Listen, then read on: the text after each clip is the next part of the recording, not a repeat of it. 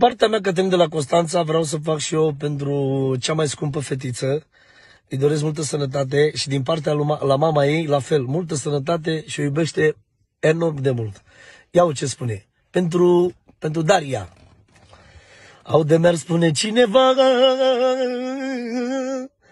zăi, damant în viața mea, aia este Daria. Eu un foc ce-n mine arde, eu un foc ce-n mine arde, că o știu tare departe.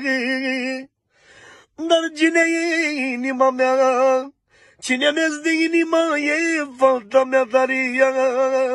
Și vorbesc cu un foc mare, fata mea are valoare. Daria mea, te iubește mult mama,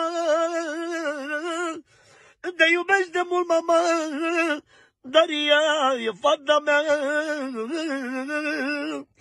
Vorbesc la telefon cu ea și îmi plânge inima, măi, Daria e fata mea. Mai ai puțină răbdare, o, vine mama ta la tine, că vreau ca să te iau în brațe, că inima rămă doare. Daria mea e viața mea, ce-am să mor, Doamne, de ea. E Daria mea, e fata mea. Să trăiască fetița, surioara mea.